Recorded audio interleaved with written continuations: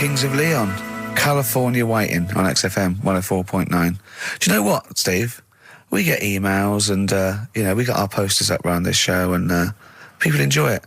But I don't think we get the credit we deserve for picking the music. It's true. Because we're totally unplaylisted, and I don't know if people know about this, that mine and Steve's sort of first passion before comedy is probably music. We're really, we love playing each other sort of records and that. And maybe when we come back, we should do a show where there is no pressure to, like Carl doesn't press the buttons for us, pre-record it, where we just swap each other's sort of ideas for music. It'd be like the Ricky Gervais compilation tape. Well, sort of like, we're not talking John Peel, where we're trying to find obscure Belgian jungle and do demos. It'd be everything from, Kings of Leon, Lou Reed, maybe a bit of 80s stuff that people have forgotten about. Beautiful songs. So what do you think? I'd love to do that, Rick. I mean, genuinely, there's nothing more exciting to me than introducing to someone a song which they then go on and they love and they listen. Maybe they buy the album. But that's something to think about, maybe for later. Yeah. Well, it's like you say, the pressure to kind of come up with some, high caliber chat between each record. It takes a toll. But and that's it's a passion of ours, and we'd love to. But now it's Rockbusters. Bad Time from the Jayhawks on XFM 104.9. Steve Roach and Ricky Gervais. Karl. We're having a good time. We are indeed. All right, yeah. Karl, what you got lined up for us now? Right, well, you've got a choice. Nearly Dead. You can have a bit of educating. Yeah, let's have educating. Come on. Educating, Ricky. Actually, can we just clarify what this is? I think a lot of new listeners perhaps aren't familiar with this. It's when Karl looks on the internet and finds a weird story about, the double knob fun, and tells me about it, and it's usually not true. Okay. If it is true, I know it already. Go on then, Karl. They're not really weird stuff, it's just stuff that's gone on. That's interested me, that's all it's about, and I educate about it. I should just confirm that we've had a number of emails that say the baby born without a knob and then having one transplanted from a baby that luckily enough had two knobs is apparently true. Right, listen. So, I don't question that you could be born with a deformity and get someone's, fingers, knobs, What I'm saying is, it didn't happen with the doctor goes, I'll leave with it. I don't believe it. That baby's got two knobs. Exactly. What a coincidence. I bet that little bit of information isn't in there, is it? Sure. That he went out the door, I'm going to get a coffee, came back, bloody hell, hold on, no, here's an extra knob, I found an extra knob. We can put that knob on there. Perfect. Travis, writing to reach you on XFM 104.9, all right? A couple of emails here trying to respond to our requests for nursery rhyme related information. Oh, go on. Nikki Williams says that she was at infant school and she had a nursery rhyme book, and in the book, and this may just be the illustrations, but apparently the 10 in the bed in there were small baby monkeys, which you'll be loving, Karl. But again, I suspect that might just be the illustration that accompanied I remember I had a book of nursery rhymes when I was little, and my brother, he was older than me, I was about 5, so he was about 16, and I remember him and his mate just absolutely cracking up, because it said, up Jack got and home did trot as fast as he could caper. He went to bed and bandaged his knob, N-O-B, with vinegar and brown paper. I've since found out the knob is like the old English for head, but I didn't know why they were laughing. Of course. They were just cracking up. This was, whenever one of my mates' brothers came around, he said, where's your nursery rhyme book? And he'd read it to him. Yeah. And it was just the funniest thing in the world. The brown paper and vinegar was a popular method, because didn't Jack and Jill use that? They used something similar. No, that was Jack and Jill. That was Jack and Jill. Yeah, that's Jack when he broke his crown, which obviously, that means his head as well, doesn't it? Yeah. So he's fractured his skull on a sort of like an outcrop of rock. Yeah. And then... is that still used, the brown paper and vinegar? I don't think it is. I don't know, maybe in Manchester they're still using that, I'm not sure. Yeah. Tracy and John Burton say that they reckon a Humpty Dumpty was actually a cannon that used to sit on the walls of the castle in Colchester where they live. That makes sense. Yeah, that would make a lot more sense. Sat on a wall, had a great fall, the King's one couldn't put hands together again. So he had... they broke the cannon, or it meant it exploded. Maybe the cannon fell apart. Because people used to get blown up by cannons just doing it wrong, didn't they? Sure. Which is hoist by your own petard. Right. Where that comes from. Right. Coming back and blowing up in your face. So that makes slightly more sense, because you would want to send for the King's Men then. Yeah, and the horses. I think the horses just came along anyway. That was quicker. Sure. The quick King's Men, it took them about 3 minutes, with the horses there in about a minute. So, but I mean, if it blew up, there's nothing I could do. Yeah. So we got to the bottom of that. See, the educational, Karl. See, this is real education. You know what I mean? It's got a bit heavy though, doesn't it? What, Humpty Dumpty? Yeah, it has got a little bit heavy. Let's dumb it down a little bit. What do you want to do? Mary, quite contrary? We're doing Rockbusters in a bit. Hang on a minute. What? Before you even get to Rockbusters, oh, man alive, there are loads more verses to Old Mother Hubbard. Are there? I'm going to digest these while we play the ads, and I'll see if there's any salient information I can give you afterwards. Brilliant. Moving on, what's the next one? Would she be able to breastfeed? Yeah. And she'd be able to do it standing up while he was on the floor. Talking of nipples. Hey, come on. There's a lovely juicy pair over there. Okay, I think that's the last show. People should actually phone in and speak to Karl and try and convince him. forget that. Yeah, what's the number, Steve? Forget that. We haven't got time. Yeah, he hates answering it. We'll do it during the record. Leave it. Phone in if you want to speak to Karl, if you know the number. Call in, try and convince Karl to kiss a little nipple. Don't want to.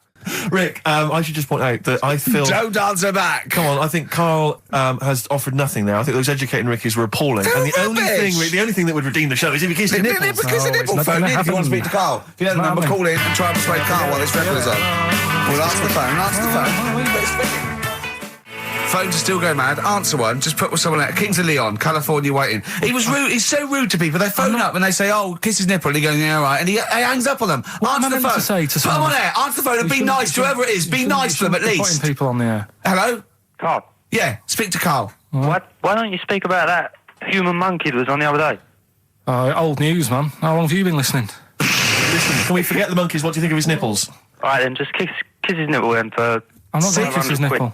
I'd do it for 500 quid easy. Would you? Yeah. But why? Why do you want me to do it anyway? What are you getting out of that? Oh, come on, mate. 500 quid. It's worth it. Yeah, but... He's got the money. You'll probably get more out of him if you want. It's not about the money, really. If I could think of Suzanne. Suzanne, you come home 500 quid and go, there you go. Just kissed his nipple, 250 quid each. She gives me more. It's not hard. It's not happening. Right, it's not happening. Did you just cut him off then? Well, there's another fella there. Who's that? My name's Linda. Right. All right, Linda, you all right? What would make your day, Linda? If Carl actually gave it a lick, not just a kiss. Forget it. Go on. I think what else has gone on? Well, while you're thinking, Carl, I should just tell you now, you threw that question out earlier, why are ginger people historically mocked? We've had a couple of responses on the text, 83XFM. Again, as ever with XFM listeners, don't believe what they say, don't trust what they say. But one of them... Have we got any respect for anyone in the world? Get back to you. Pete in Tooting, now, again, I think this is nonsense. He claims that the reason ginger people are disliked is because Judas was ginger. From the Bible. I don't know where he's come up with this idea. No, I've heard that. But are there a great many people from, the Middle East who are ginger? Well, that's probably why he stood out. Sure. And he was probably fed up, and he thought, I'll get him back. Yeah. Maybe... Unless he had his hair dyed ginger when he was on the witness protection scheme. Which presumably he had to go into after all came out in the book. What did he do? What did he do? He stitched him up, didn't he, to the Romans, didn't he, Judas? Did he do it for 40 pieces of silver or something? I'm not big on the Bible, but apparently... Incidentally, if you'd like us to stitch up any kind of Messiahs for 40 pieces of silver, just get in touch, 83XFM. We're willing to do that for you as well. So that's one explanation. There's another one here, which is, again, I don't believe this for a moment. It says, ginger people get a lot of stick because in Elizabethan times, people with ginger hair were told that their mother had slept with the devil. And that was why their hair was ginger. So there's two options. Maybe if you've got some more, you can any more spurious thoughts, then get in touch. The Pogues, Rainy Night in Soho. I hope there isn't a rainy night in Soho tonight, Rick. I'm sure you're one of those who agrees with me. So we just had an email here from a guy called James Lee. He says, hi, just writing a bit of info on the scientists in Antarctica. I'm a scientist who's just come back from one of the Antarctic bases called Haley. There are 15 people staying there over the Antarctic winter. The scientists are looking mainly at the atmosphere, things like the ozone hole and meteorology. Right. I think there are 6 scientists staying over the winter, as well as a doctor, electrician, mechanic and a carpenter and so on. And so he's saying they do listen, they have the internet, so they maybe could listen to the show on the internet. And if you get the chance, say hi to Francis and the rest of the winter is for me. Sure, no problem. Yeah, thanks, James. But yeah, there they are. That's what they're doing. That's what they're up to. But why are they asking you for a message though? When I mean, have these people got families and that, or are they convicts or? No, what do you mean? Of course they probably do get messages from their family. Well, why are you doing one for one? Is that... I mean, do you know, like you see it in like porridge and stuff like that, where if someone's in prison and no one visits them, and they sort of look a bit fed up and that, is this message that you're doing for like people who don't get a letter in the post from... Brilliant. So they put this on the shelf until someone doesn't get one. All right, Hargreaves? Yes, sir, I didn't get a message today, sir. You have got a message, Hargreaves. I've what, sir? Hargreaves, you have got a message. Really, sir? From Ricky Gervais. Really, sir? And then they give it... Don't talk, please. There are scientists listening. Try to keep the talking shit down to a minimum today. What's annoying me is, right, they're saying this stuck over there for months, but it seems to me like they're wasting a lot of time. Right? Why? Well, you're saying they probably watch DVDs. They're saying they've got internet access. Yeah. Yeah? Well, I'm wrong. Listening to messages, get the job done and go home. Well, well, then we don't have to tell them anything then, because they listen to the internet. If they've got the internet, then, it's a waste of time. Good point. Play a record. Well, hang on, before that, here's a good point. You've had a long time to research what's been going on in the world. We just had an email here from Nicholas who says, why haven't you told them about the recent Pig Olympics that just went on in China? You've missed that one, Karl, once again. Who won? XFM. Anthony and the Johnsons. Isn't that beautiful? Interesting. Hope There's Someone on XFM 104.9. And Ricky Gervais with me, Steve Merchant, and Karl Pilkington. Well, Karl, more revelation. We were talking about it last week, but Karl brought it up again, just now. Didn't want to go to the doctors, didn't want to have a full sort of body checkup that may save his life, because he saw on the website they do a test where they have to insert a finger in his arse. Oh, don't tell me about it. Why? Don't put it on the website. Just we look at your heart. Yeah. Check your blood pressure out. Yeah. And then they could just do it quickly. Could just sort of say, right. How do they do it quickly? No, but what I'm saying is, it's worse, isn't it? Going in there, knowing that. I mean, they've got it on the website, so you're on the journey on the bus, thinking in about 20 minutes I'm going to have a finger up my arm. But they're doctors. Yeah, but they're not doing it for a laugh. They're not filming it with a two-way screen. They're not putting on boxing gloves so it hurts more. They're up. Oh, his prostate's all right. Out again. Out again. I'm just saying, in the day, the sort of. Do you think they're in the pub going, here he comes? It's Pilkington. I had my finger up his arse today. Do they allow ladies to do that? Do they allow female doctors to do it? Of course they do. They're doctors. No, that's worse. Then. You're sounding like him. No, I'm just interested in, because, do they allow female doctors to do the finger up the arse thing? Well, of course they do. They're doctors. Forget the female and male. They are doctors. Right, do you know any female doctors to do that? But what I mean is, isn't it a bit like if you're being searched at an airport, and you're a woman, they send in a woman person to search you. They don't send in a bloke to do it. Is that the same thing? Yeah, they probably trust someone who's gone through 6 years medical college not to be taking the piss as opposed to a fat security guard who couldn't get anything else. Do you know what I mean? You're talking about there's doctors all the time coming out in the papers, they gave them this so they could look at their boobs or whatever, or, it's all, you're always hearing stuff about dodgy doctors. But what I'm saying is, the reason why they do that security, because there's lots of security people, and they can, for your own, for the, your own modesty, there's a female one to search females and a male one to search males, and that's fine. But there's not like 4 or 5 GPs to choose from, and you go in there and you go, is it your arse and testicles? Do you want a bloke or... you accept what if they've it. got long fingernails? They don't have long fingers. What do you think this female GP looks like? She's sitting behind the desk like Cruella de Vil with cleavage and long red false nails, going, "Hello, love, bend over. This may hurt a little bit." There's gloves and Vaseline. I don't believe there's 2 of you now in the room, Karl. They're doctors. They have to. What would you rather do than put the hand down your throat and round your alimentary canal to feel your arse? It's a quicker way in. You seem to know a lot about these doctors who stick fingers up people's asses. You're a very well-informed gentleman about this sort of thing.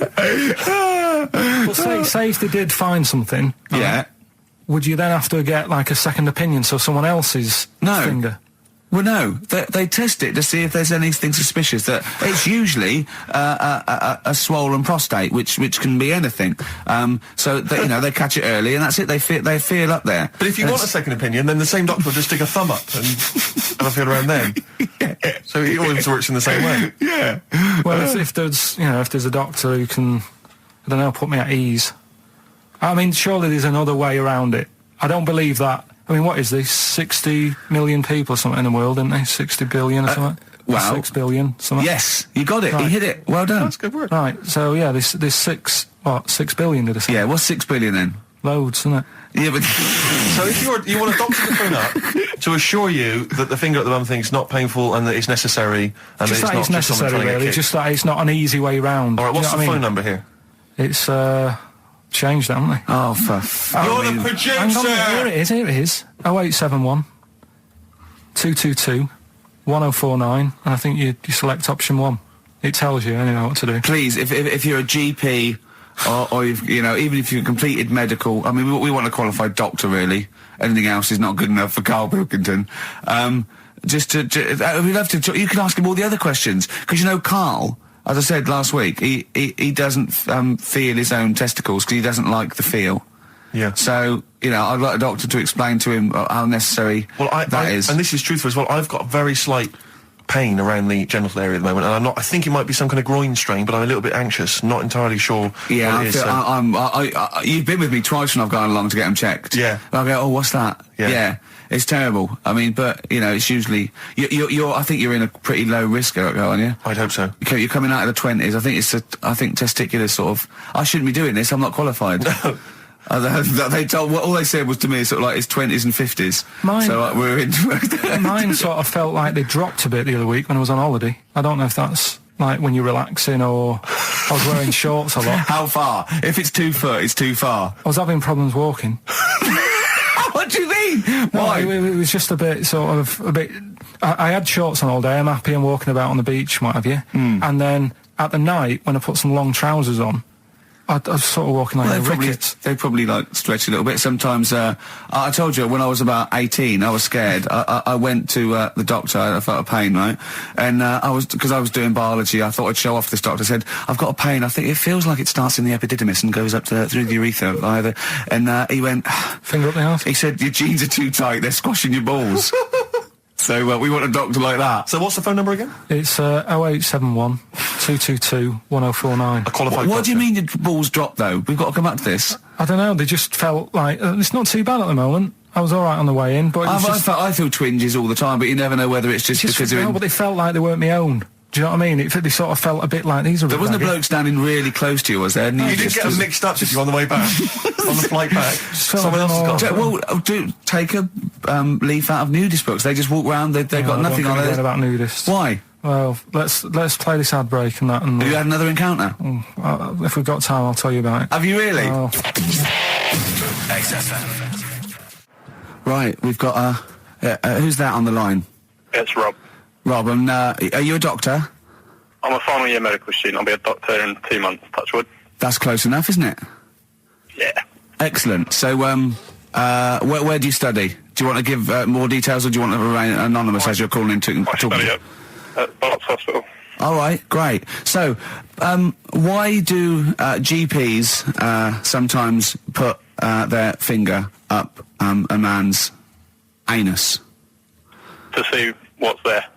You know, if you've got hemorrhoids, if you've got an enlarged prostate, you know, it's either that or they stick up a big tube and have a look up with a light. What? And it's easier to do that. Now, are you dumbing this down for us, or are you going to fail your medical exams by saying stick up a big tube with a light? I'm dumbing it down. Okay, come on then. We're all intelligent people here, and Karl. So you tell us what's that called? It's called a sigmoidoscope.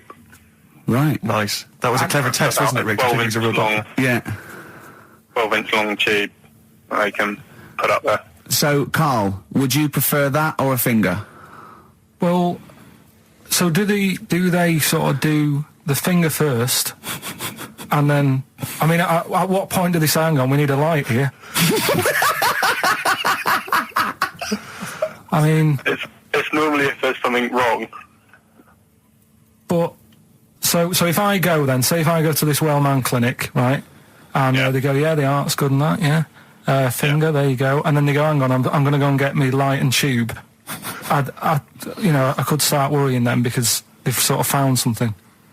And they're not likely to go straight in with the tube. They'll probably send you off some tests first. But Carl, there's to the nothing. hospital. But you go to these places to put your mind at rest and to know where you are with your health. I mean, it's not that you go along. That's what most people worry about. They think that because I'll go along and they'll find something. Well, one, that's illogical. It doesn't heighten the fact they'll find something because you go along. And two, if they do find something, it's a good job you went along. I mean, I'm a hypocrite because I don't go to the doctor, but you know, I've had that Carl, done. you should be concerned if when they shine the little light in your ear, it comes out the other side of your ear. No, the other ear comes right out the other side. That's when you should be worried. But Rob, right, you said then, if they find something, they send me off for some tests. Why can't I just have the test without that and cut out the middleman? Do you know what I mean? Because you're wasting lots of money. There's hundreds of tests they could do, and they could do every test, and they could all come back with nothing, or they could do the finger up there and send you for the 3 tests you need to find out what's wrong with you. But in this day and age, with all the technology and that, and like brainy doctors and all that, the only way to find out is sticking a finger up there. What are you worried about, Carl? Is it fundamentally that this doctor who's has done 6 years medical training, is it embarrassing to have a man's finger up your ass? I just don't understand how you can get round to that without... But what don't you like? Is it fundamentally you don't like anything up your ass, or is it the fact that it's a man's finger up Well, there? I don't like going to the doctors. It makes me nervous, because I think if anyone searches you long enough, they're going to find a fault with you, right? And especially if they're going that far into you. They're going to find something. And... Probably not. Well, you never... I just don't... I don't know how to get round to that sort of... that point where you get a... What do you talk to the doctor about? And he's like, all right, nice day. Strap your trousers. He goes, he says, I'm gonna just, Most people just shut up and let you do it, and then breathe a sigh of relief when you say there's nothing there. Yeah. But is that at the end of the test, or is that the first thing he does? It's the last thing. So that trousers up out the door. Because he knows it ends conversation. He knows it's a bit of a faux pas. The doctor says, "Oh, I better not kick off with the finger up the arse." What I do is I'll start on with the the head, and then we're then go. Oh, one final thing, Mr. Pilkington. So Rob, he drops his keys and he goes, "Pick them up." And as you bend over, will you be doing this, Rob? Is this what you're like open to do? You do all these. I'll have to do it at some point. All doctors do it at some point, no matter what they specialise in. So the first one, is the another doctor there to sort of make sure you're doing it right? Not dentists. No, but do you know? Dentists aren't doctors anyway. But do you know what I mean? Like, normally it's like a co-pilot will have someone with them for the first one. So when you put your first finger in, Yeah. will someone be there going, right, you just want to move to the left I've of it? already done it. Have you? Yeah. So that's the thing with a student, you're learning. So you get people teaching And you how to learn do on... these things. Can I just point out, Rob? I think I'm right in assuming that you have a glove on, Yep. and there's lubrication, Yep. and it doesn't hurt. No. There you go. What are you worried about, But Carl? who's this person who everyone's testing on in your class? It's not one person. One person. There's like, when a patient comes in and they've got a problem, your boss, the consultant, he does his finger up, and if Yeah, he but- finds something, he goes to the patient, is it alright if the student has a feel as well? Then the Well, student puts on a glove, puts the leave on the glove, and sticks his finger up and sees what he comes out with. Rob, I wish you could see Carl's face. I mean, his face when you said, and he says, can this fella have a go as well? He looked horrified. That he thought it was a free-for-all, like there's a queue of people trying on gloves and going, let's have a go. That looks good up there. What have you found? No, I mean, how come you had to sort of... Is it not something you could test on yourself rather than waiting for other people to come in? Because then, you know... It's an awkward position to get to, really, isn't it? Well, but you can have a good rummage then without feeling too awkward, but to sort of have a go on your first patient when you don't really know what you're looking for anyway, do you know what I mean? Never really thought about it. Because you don't... If you've never done it before, you pop your finger in there, and you've got to sort of look, you've got to have an expression on your face like you know what you're finding. Well, they can't see what you look. They can't see Telling you your what's face. there. You got the big boss consultant man going, now move your finger there, and you'll probably feel this. Because he's just done it. He knows what's there. Well, what? Oh, so he's already had a go. He's had a feel, and he's going, right, if you feel to the right, that's the conglomerate or whatever. The conglomerate, yeah. Its conglomerate is in perfect working order. Well, I'm still... Thank you, Rob. Thank you. I'm sorry you had to go through this. Carl is probably the worst patient you'll ever encounter in your medical career. Good luck with your finals, and thanks very much. And do you know any female doctors who do this? Or? Thank you. XFM 104.9. Thank you. You too.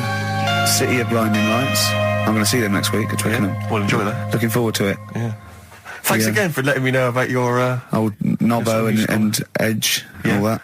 Now listen, you just got an email there saying, can you turn up your microphone, Steve? Apparently my voice is a little bit Well, quiet. Carl has to do one thing, make sure we're heard. That's Yep. all he has to do. Well, I can hear it.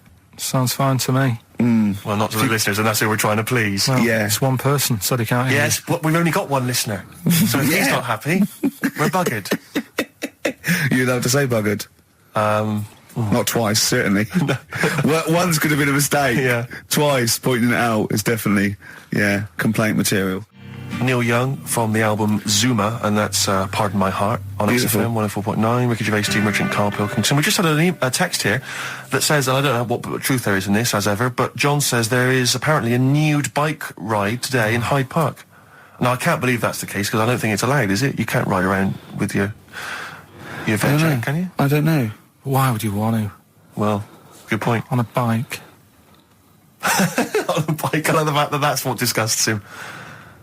I want. Do you know what? If we did appeal for a nudist to call in, I'd want a very specific sort. I don't want. I want a German nudist, a middle-aged man called Helmut. Okay. If there is any, or the closest one to it.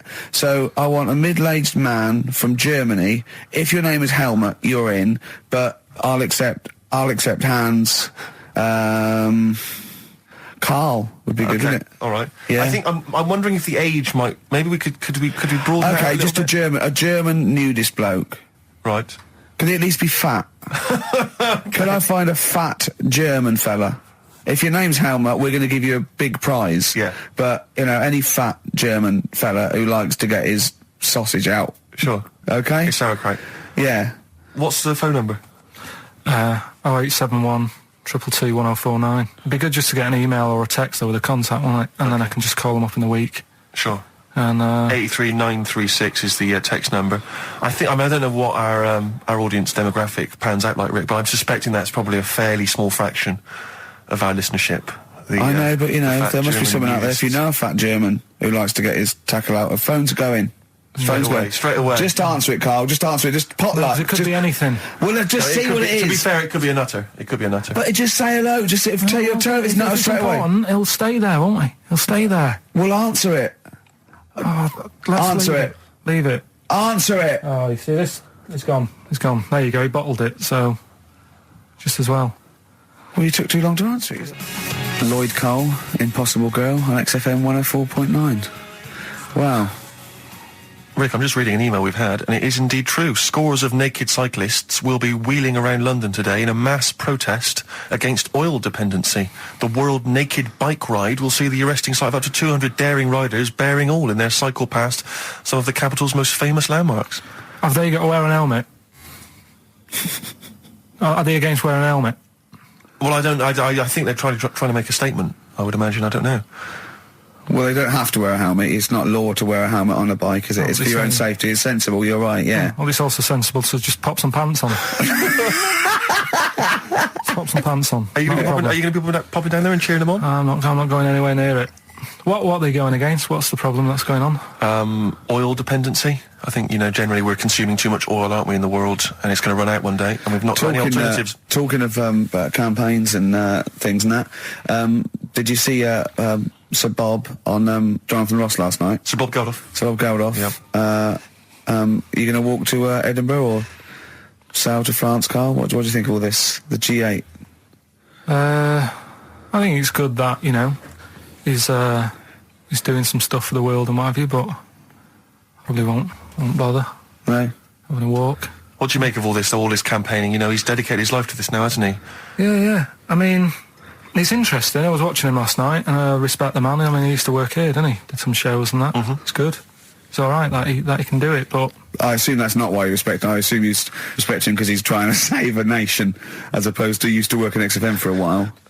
yeah, I know. But I'm just saying is it's good that he's given up a lot of his time to try and save the world and that. But there's a bit of me that's kind of like, is he wasting his time a bit? I don't know. Right? Well, what do you mean wasting his time? Well, he tried it before, and No, wait. What he's trying to say is that the G8 are I think the 7 most rich, wealthy nations in the world, and Russia, and they get together and they can wipe out the third world debt. I.e., they owe us billions and billions of pounds. They can't afford to pay it back. So he's going to say, let's wipe the slate clean and pledge, I think, a lot more aid and stuff to them, isn't it? So what do you think of that? but won't they just do it again? Right, what's you thinking? No, I just mean... I knew I had a little diamond in the rough here. I mean, obviously, I admit I brought this up because I really wanted to know what Karl thought of it. Sure. Yeah, I had ulterior motives. It wasn't just for awareness, for the very worthy cause. It was because I know. Look at him looking at me. Look at him. He looks at me like a cat. Honestly, it's like there's nothing behind those eyes. Right? What do you mean? They're just going to run up the debt again, you think? Well, what I mean is, right, when I was a kid, right, and I wanted to go to the arcade, I'd borrow a quid off my mum, right, and she'd say, don't come back asking for more and what have you. But I'd have a go on a pinball machine or whatever, game on a fruity, and then go back, and she'd go, can I have some more money? And she goes, I gave you a quid before. And I go, I know, but I'm on holiday. And she goes, there you go then. And then I go off and do the same thing. I didn't go, no, I wasted the last one, I'm going to pop this in the bank. Right. So you think that's what's going to happen with... That's a nice metaphor. So what do you think happening there? Is the Africans are blowing it down the arcade? Instead of putting it towards a fishing rod, they're blowing it down the arcade. I'm trying to win a watch. Look, I've got 100 goals. I think this thing is dodgy. Yeah. I'm trying to win a fluffy toy. That's what Bob's saying, you're never going to get the Snoopy. You're never going to get the Snoopy. It's always going to fall out of the little claw before it gets to the claw top. is not strong enough. Yeah. Do not waste it. No, Midge. Midge, you have to write a song. Write another song, mate. They've blown it down the arcade. Brilliant. So that's your genuine logic, is it? Well, I just don't know... if they put me in charge of it, I don't know what I'd do. I just think it's a... Could I just say that will never happen? No. Could I just say to London, yeah, and anyone listening Sleep on Saturday, yeah, don't worry, Karl is not going to be put in charge of G8. It's not going to be him, Blair, Chirac. That would be a joy if it were. That would be amazing. Well, I've got another food-related item here. Now, Karl, I got a little email via my agent sent from someone here, okay, so sent from someone at...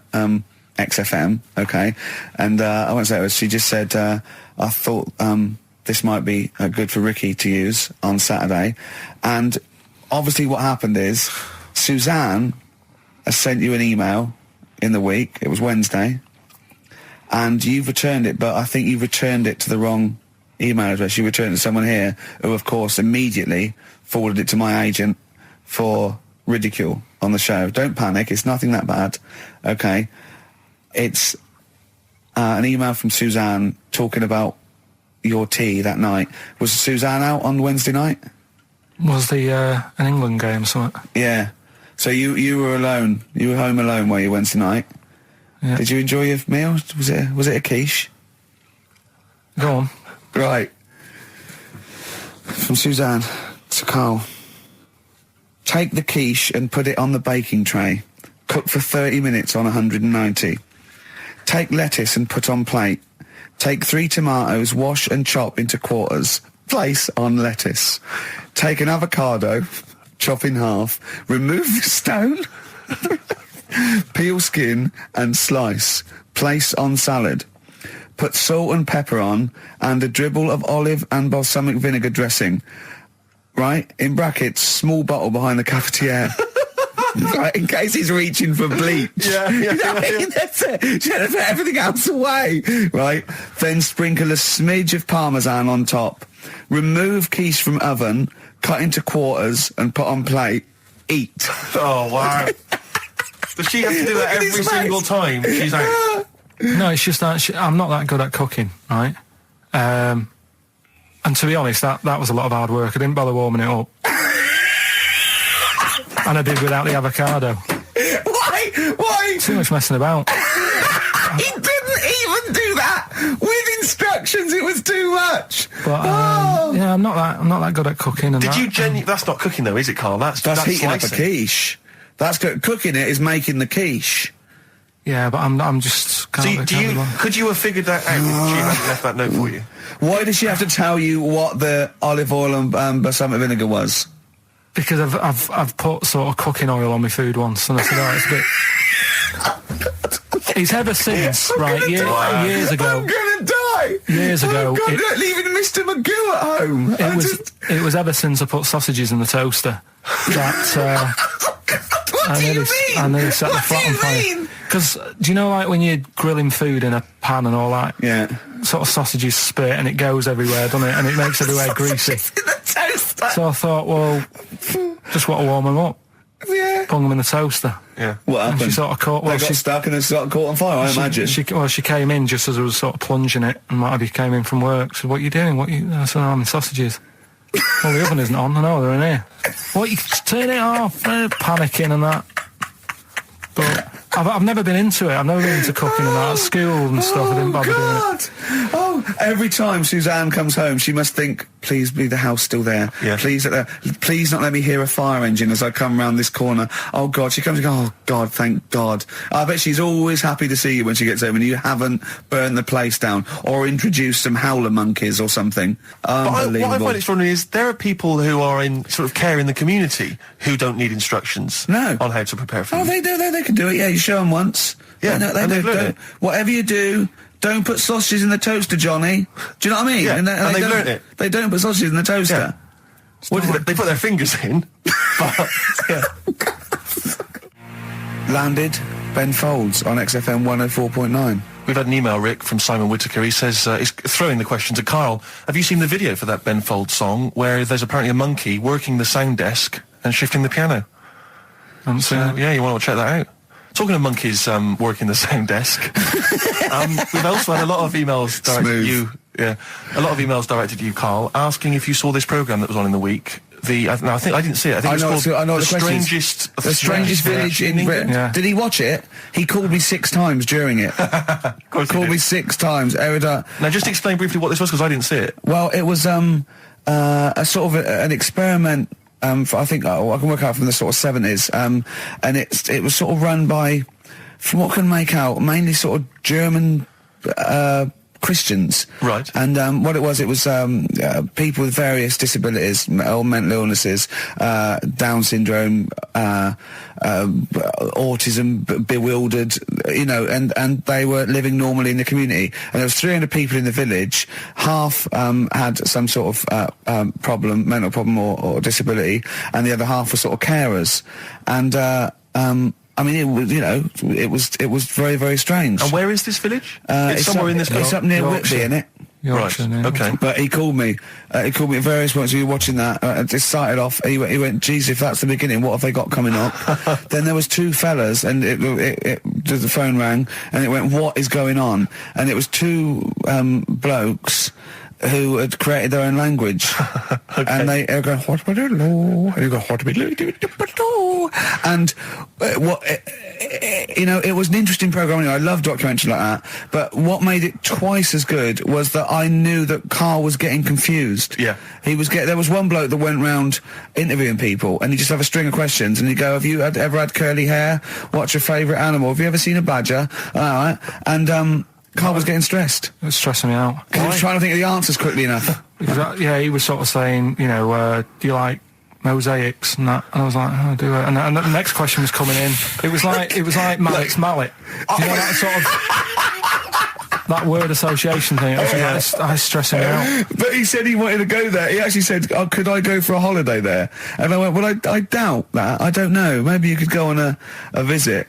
That would be great, wouldn't it? For Karl to walk in there. But the thing about it would be like Karl would be the ruler. He'd be the king. It would be that in the kingdom of the blind, the one-eyed man is king. I mean, he would just dominate. I don't know. There were some of them were quite clever. Really? Yeah, I don't think he'd. I think he'd probably be average. Yeah. I don't think he'd. Okay, he'd just blend in. No, I don't think he'd shine. Yeah. Because a lot of them were quite good at some things, weren't they? He didn't like the angry bloke who punched them. There was this really sort of sweet Down syndrome woman called Nan, and she hadn't hung her coat up, and this angry bloke was going, if you don't hang your coat up, I will. And he punched her, didn't he? Yeah. And poor Nan got it in the neck from everyone. There was another woman bullying her, wasn't he? Yeah. But you like the little The little Down syndrome fellow with a woolly hat who was helping alright. that woman. If I went there, he's the one who had sort of humped down and said, come on, let's go for a pint or something. Sure.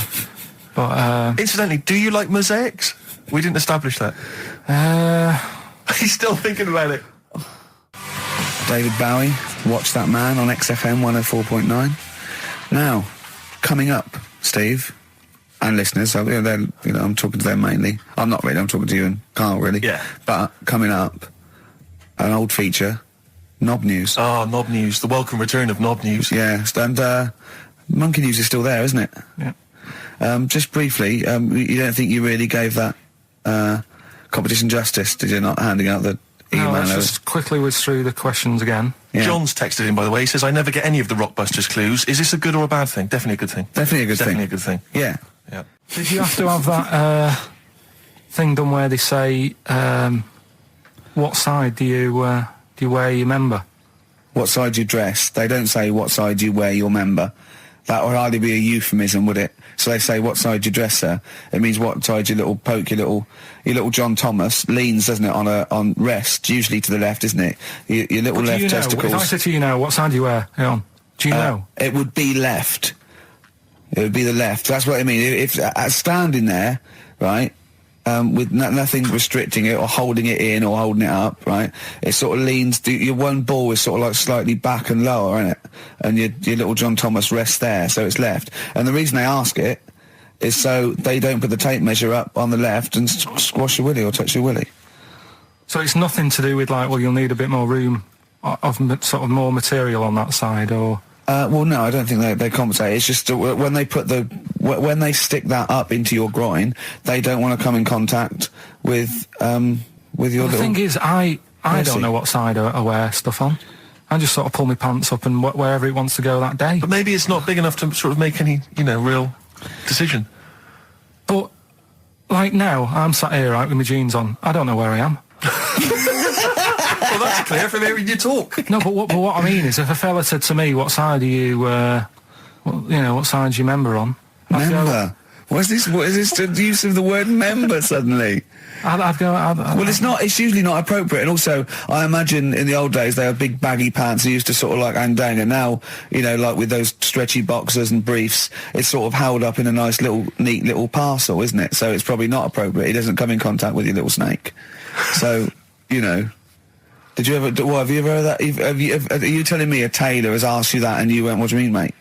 No, I've never, I've not really had one made to measure. I had one made when I was a kid, but since then I've sort of bought a suit off the hook. But when you were saying about buying a suit, I know that question sort of crops up and I don't know what the answer is. It just annoys me the way I don't know, there's no surprises anymore. Do you know what I mean? People know. What do you mean? He's going to go, right, I'm going to measure you now. Which side shall I measure? Go, well, pot luck, go on, have a look. Right, there you go. Oh, you got it. You checked me out. What do you mean there's no surprises anymore? What are you talking about? Everything you say is a surprise. Everything you say. Every opinion you have is a surprise to me. What I mean is, why aren't people just happy just to go, well, depends, doesn't it? I'll just pull the pants up wherever it wants to go. I'm happy. What do you mean? Why is this such a big issue? But Carl, when they ask you this question, they're not making a note of it somewhere. It's not statistical research to find out what the kind of common leaning is. It's a question so he doesn't touch it when he's using his tape measure. Just be careful. But he is being careful by asking the question. But what's wrong with him touching it anyway? If it's only like a slight... Fair enough. But if he just sort of, knocks it a little bit, you can just go... Do that again? To me, it's the same as the prostate thing. It's just happening all over again. But the doctor doesn't go, oh, what side's your arse on, sir? Trying to avoid the arse. He wants to go, he knows where your arse is and he's aiming for it and he wants to get it up there. He's aiming for it for a good cause. This little fella's going, well, I've got to measure his leg. I don't want to touch the knob. I'll just ask him, sir, do you mind telling me where your cock is so I can avoid it? It's a big difference. But like I'm saying to you, I'd have to have a look first to let him know. I don't know where it is now. I don't know. It could be the left, could be the right. Are you telling me you don't know where your knob is without now? looking? Well, what do you mean without looking? How could... Well, you're saying it as if like... Should we have a guess? Well, have a look and tell us where it is. What are you wearing? What sort of pants are you wearing? I've got my jeans on. But you got pants on underneath them? Yeah. What are they? Briefs or box shorts? Boxer shorts. Boxer shorts, where it's probably free, but the jeans are probably restricting it. I think it's probably either in the middle, dressed in, or just slightly to the left.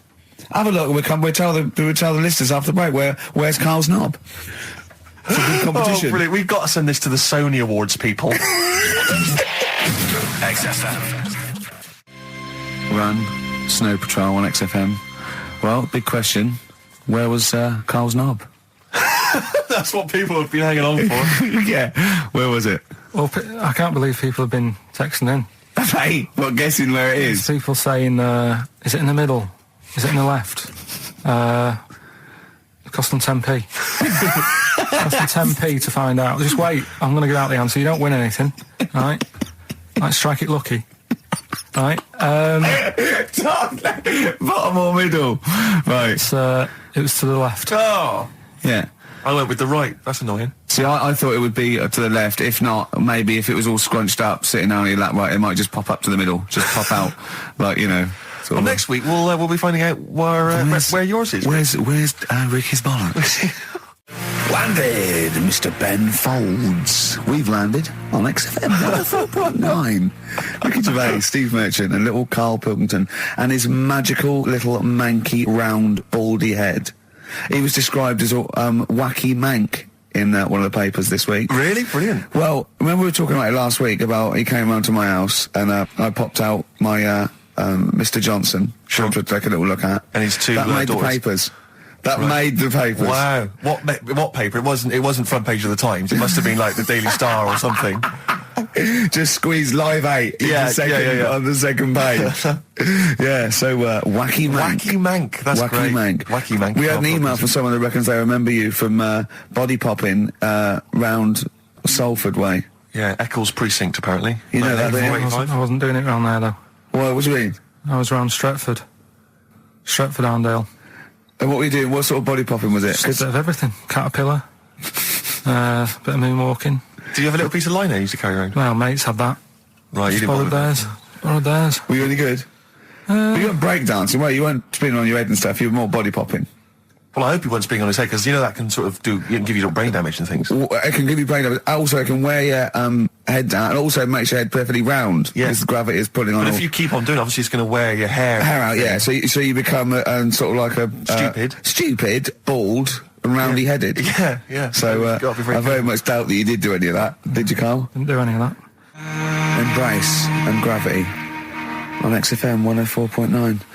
We've had a couple of texts. People obviously can text in 83XFM. That's the text number for the big quiz that's coming up shortly. Rockbusters, still your opportunity to win some of those cracking prizes. Enter your name in the draw if you can unravel the, I don't know what you call them, conundrums that Karl set. Sort of. We've had a couple of texts. Obviously, we're leaving early today. This is a shortened show and our last show of this run. But we've got to leave early. We've got to go down and try and make poverty history. But Rob's texted and he says, only an hour and a half today. Well, poverty does have some benefits then. He's a fan. He understands the show. Who was that little fella that used to write in who hated the show? Oh, I forget his name. I haven't heard from him for a while, actually. I don't know what happened. No. Maybe he realised that if he hated the show so much, the obvious thing to do was to switch off. Maybe that finally dawned That's on him. annoying. What's his name? Someone will remind us of his I name. like people who hate us to carry on listening. Yeah. It just gives it an edge, doesn't it? Yeah. It's the fact that, that you're annoying someone. I mean, I love annoying people. I know you do. I know. So You're like a kind of walking Chinese water torture. Yeah, exactly. Yeah. Well, how's it going with Rockbusters? Anyone got the answers? Actually, one guy has texted in, James in Deptford, he's offered some answers, and he says here, the guy that hated us, famously, of course, we should have remembered, Dickie Anderson. Dickie Anderson? Richard Anderson, of course. I don't know if Dickie's still listening. If he is, obviously email in ricky.gervais@xfm.co.uk and tell us what you've been doing, how you've been keeping busy and stuff. Yeah. Nice to hear from him. Chris Campling hasn't called, has he, either? Yeah, The one that thinks that not only is this whole show scripted, imagine that, right, but that Karl is a character created by us. Yeah. He's actually an actor. Oh, if only we Look could at take credit that, for a that. shaved monkey we got. Put the message in the box, put the message in the car, drive the car around the world, and I'm imagining that message is make poverty history. That's World Party, put the message in the box. Yeah. Can I just say quickly while I think of it, we get a lot of emails from people, a lot of texts saying, can you send a big shout out, stuff like that. I've just looked at one now, Scott and Julie in Australia listening, they want a big shout out, big shout to them. But there's so many people that do it, and I'm obviously just want to say, sorry we never get to your emails. We're very, very lazy. We never really get to look through them. But we obviously do appreciate you emailing in, texting in, stuff like that. And also, can I send a big shout out to my grandparents, who I believe might be listening on their new digital radio? They're pretty high tech. Very nice country. Yeah. Are they the merchants of Bristol? Merchants, yeah. Props Good. to them. Props to them, yeah. 104.9 XFM. You all right? This is Karl, producer of Ricky Gervais and Steve Merchant. They're not about today. Ricky's on holiday. Steve couldn't be bothered. So I'm left here with all the DATs. That's a digital audio tape of all the shows they've done since they've been here over the last, I don't know, year and a half or something. So we'll play you some of the best bits. All right, so here's the first bit. I had some exciting news this week, Karl. You'll be pleased to find out. I'm worried that you might get a little bit jealous, because it's obviously going to impact on your world quite strongly. Because I know you think you'd like things to be quite samey. You like the status quo to be maintained. You like the fact that in the past, we've had some crosswords. Because I remember, what did you think of me when I first walked in? When I first came in on the first day of XFM? I don't know why you're making a big deal out of it, because I'm just being honest, though. I'm just being honest about a lot of people who see you for the first time sort of go, well, he's a bit weird. I know that, Steve, that you brought it up, and then you're again. But I'm sure that wasn't what he said before. No, did he say before? Yeah, well, he's a bit weird. Yeah, well, he looked at you, and I knew, I could see by the look on his face. You know when you know your kid, and your kid's sort of scared of something, and they go, "Why's your kid?" He goes, "Oh, he doesn't like pigeons or spiders." Right. It was like that when I saw Karl, and I brought you in, and I went, "What do you think of that, Karl?" I could see the look on his face that he was disturbed. Sure. And then, as he said, you get used to it, don't you? Yeah, you get used to it. And you have changed a little bit. Your hair's a bit smarter now, and you got some nicer glasses and that, I think. Or I might have just got used to it. Whoa, don't bring it up, Steve. Don't look at me like that. So you say that you think some other people in the office thought the same? Do you know that for sure? Karl. Did you discuss it? Karl. Yeah, I think they do, yeah. Okay, leave it there then. But not just in the office, as you walk through the building. Oh, it's worse than you ever thought. Well, no, it's not worse than I ever thought, because as you well know, Ricky Gervais, what did I do on Thursday morning? Oh, is this the thing... For those that perhaps are not of the female persuasion listening, there's a magazine. Apparently it sells quite well. It's one of the sort of female, kind of issues magazines. I think it's called Company Magazine. It's like your sort of, I guess it's a bit like your Moore or your Vanity Fair or whatever. Anyway, they run every year the 50 most eligible bachelors in Great Britain section. Ding dong, hello. Who's in there this year? In the 50, in the top 50 of the entire country. And then they vote, and they put them in order and see who's the most eligible bachelor. But that's 50 people, right? It always annoys me slightly, because bachelor, it kind of seems like a more sophisticated word for loser. Yeah, doesn't it? Which always sort of unnerves me slightly. And also they try and do a different 50 every year, so they're getting pretty desperate to get different ones. No, because also a lot of people who are sort of like successful, are married, so there's very little to... No. There's a huge... I don't know if this is international. It could even be international. I'm not sure, actually. So I could be up there with the likes of Justin Timberlake, etc. So Fred Durst... Yeah, that sort of person, So anyway, this is what's exciting, right? Although I'm slightly frustrated, because they were telling me that last year... All right, because what happens is the readers of the magazine, they vote for who they think is number one most eligible bachelor, right? Last year, the prize was a 2-week trip in the Bahamas. Okay, this year I'm rather annoyed, because all I'm going to win is a moped. That's the prize this year. That's the prize this year, a moped. Whoa, backtrack. What? Sorry. Last year was a 2-week trip to Bahamas, and this year just a moped. All I'm going to get is a moped. All you're going to win is a moped. Yeah, you got no chance. You've got no chance. Who else is in it? Well, I mean, I don't know lots of people you'd never heard of. I know Duncan from Blue. Ding. So you're second to him at least already. I imagine you're going to come behind the other 49. Because there are people voting for me. They get to vote for me. Yeah, Steve. They'll see my photo and then they can vote for me. Yeah, according to Heat, I was 22nd most sexy man in the world. I better take that helmet back. I would. Rick, you may remember that last week we opened with some quality knob news. Knob news, yeah. It It was Hitler's knob. Hitler's knob was one of them. That just sparked off into a whole bunch of other kind of knob-related discussions. Yeah. And I'm pleased so far to see that we're almost at the halfway mark for this first hour. And so far we've only talked about nudity and/or todgers. Yeah. So excellent work from us. Well done, lads. Yeah. I'm looking forward to Dr. Fox and the rest of the Sony award committee listening to this one. Yeah. But more knob news. I don't know if there's a jingle for that, maybe. You nearly had the eye out. Knob news. Knob news, excellent. This is an extraordinary story. A woman tried to sue her bosses for £210,000 after finding a cooked penis in a canteen stew. Hospital cleaner Sophie something, I can't quite pronounce that name, was eating goulash for lunch and could not cut one of the lumps of meat. You can see where it's going. I've got so many questions already. I know. She picked it up and tried to chew it, but it was too tough. Then she inspected it with workmates, who all agreed it was a penis. Imagine that discussion. Yeah. Miss McLata said she vomited for the rest of the day, instantly became a vegetarian, and had to have psychiatric help. It's not known whether the organ was from a human. The case continues. Well, it can be found out, so that's one thing. Obviously, the doctors aren't confused. They're not going, I don't know, I've never seen one like it. Yeah. Also, why is she eating goulash? I know. I mean, that's my first question. Why? Yeah. Lunch. What do you want? I don't know, I fancy some goulash. Yeah. Oh, some gooly lash. Gooly lash, Thanks very like much it. indeed. Lancashire cockpot Oh, is on the menu. Brilliant. Only £5.50. Wangers and mash. I'd love some wangers and mash, please. Cock o' van. Cock o' van. It's already done for There's you. some. There's wangers and mash, cock o' van, Lancashire cockpot.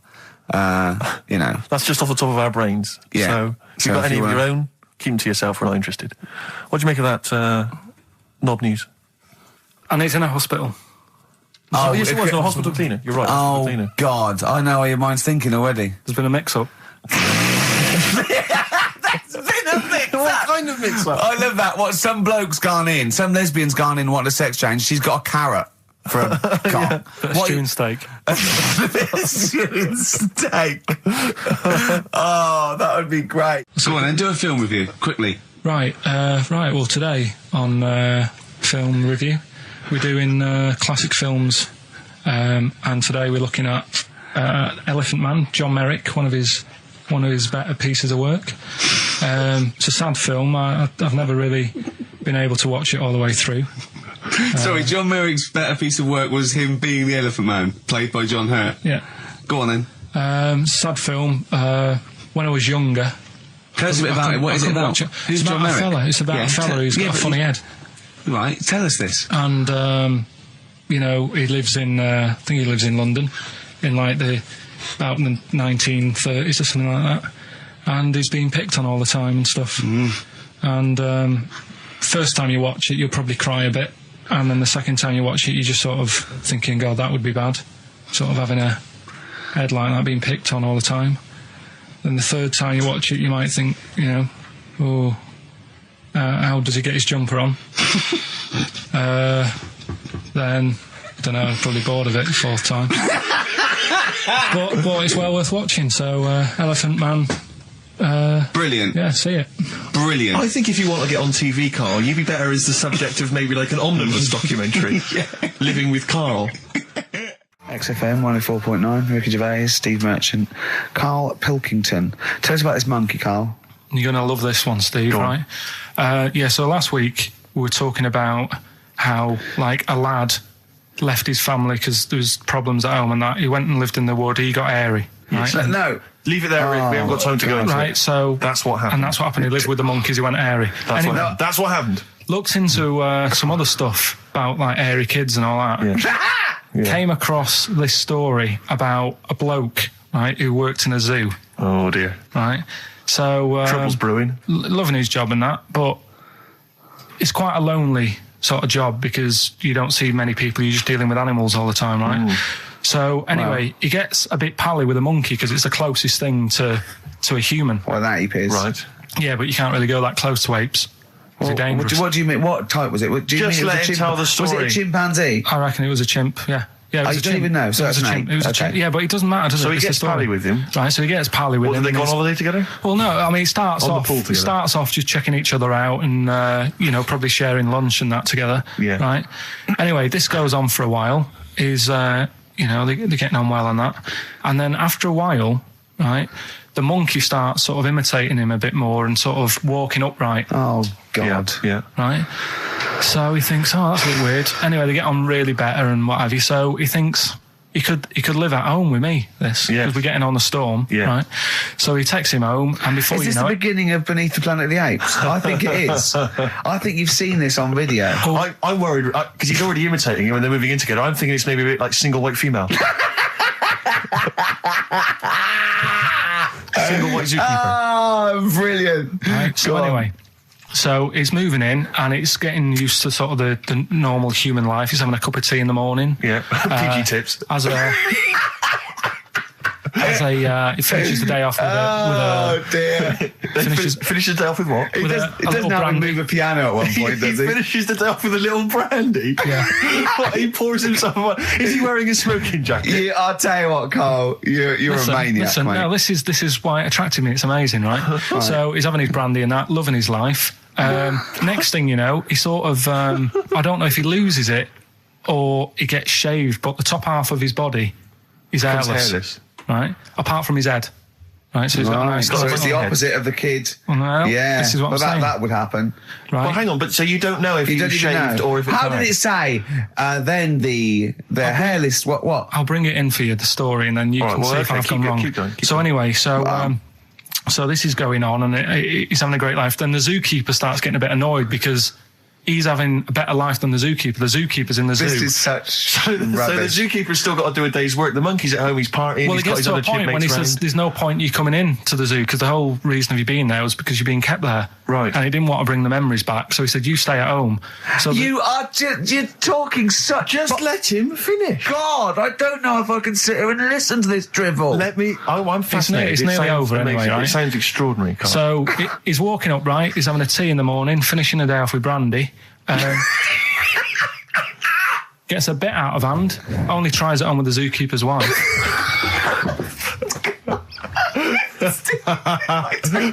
Make him go away, Steve. How does he do that? Well, because he's around humans a lot, he becomes a bit of a charmer.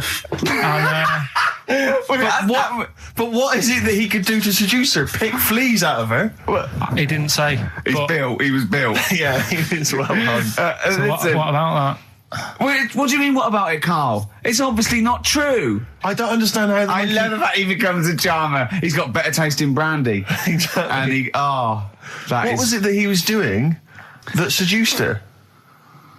I don't know. I thought maybe because he was at home more than the zookeeper was. But what would he be doing, Carl?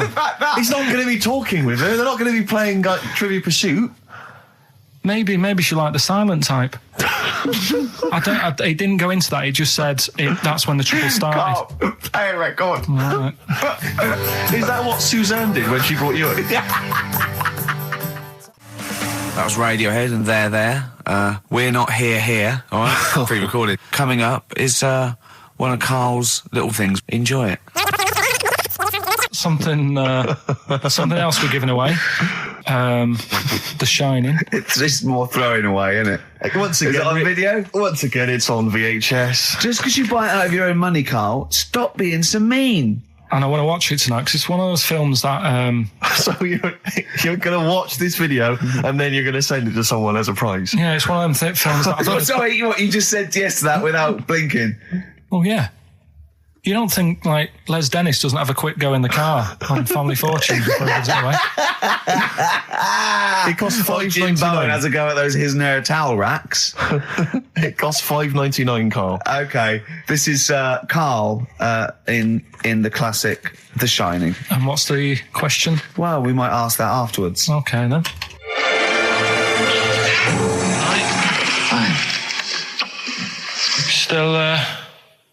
Still trying to write the book then? Yeah?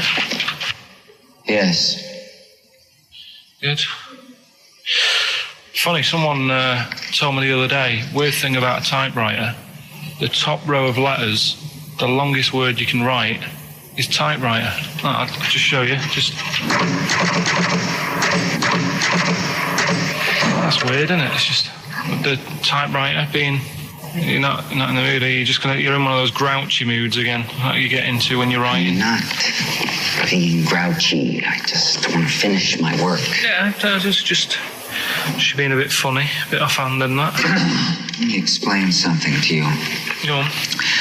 Whenever you come in here and interrupt me, you're breaking my concentration. You're distracting me. And it will then take me time to get back to where I was. Understand? Yeah, but I just was coming in to try and cheer you up. You know, if you... I mean, I'm full of ideas as well. You know, if you're having a problem coming up with stuff, got loads of stuff, loads of ideas you could write about. The other day I read about this airy Chinese kid. What do you want me to do about it? No, it's just that it could make a good book. Do you know what I mean? Sort of following round. That's swell. Well, I'd buy it. You know. But if you don't want to know, we'll have to... Don't bother doing it, but... Do you know what I mean? It's just airy Chinese kid. It's weird because they're not normally that airy over there.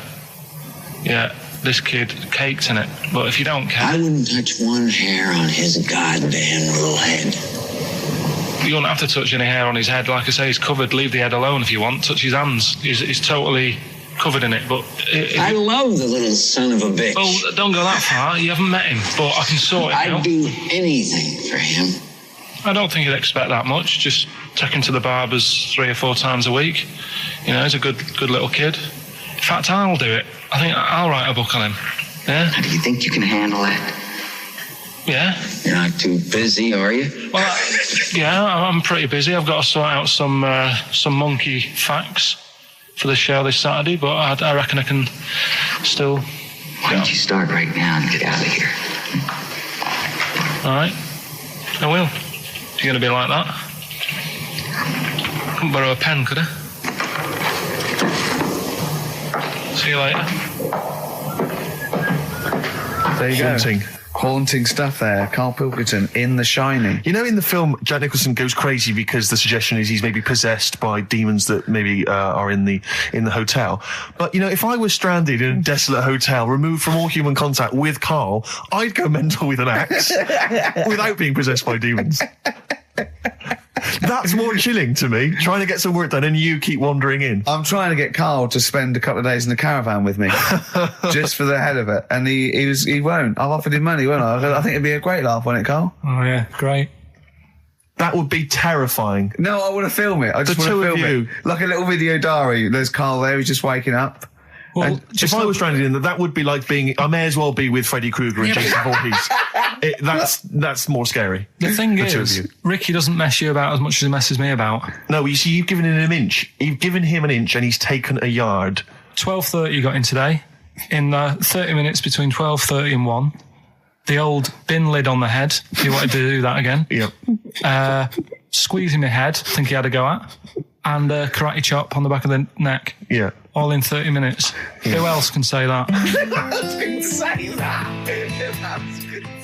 Anyway, Karl, look, you almost let it slip then as you were talking about your filling out that application form. There's some big news that everyone needs to know, which we were stunned by in the week, although the more we sort of talk to you, the more it starts to fall into place. Yeah. But, Karl, what's the story?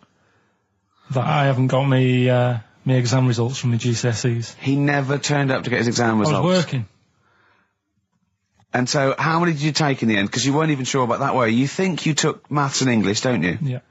And you think you've handed in the artwork for art, don't you? Now, art was continual assessment, wasn't it? Coursework. And what was the you made? I made a man sort of putting his arms into a car.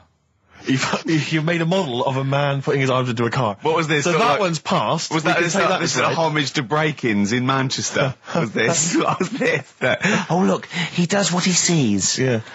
So you've got that. That's safe. You've definitely got that one. So you've taken art, you've taken English and maths, you think? So this is what we're going to do, listeners. We're going to try and find out his exam results for him and tell him next week. Live on air.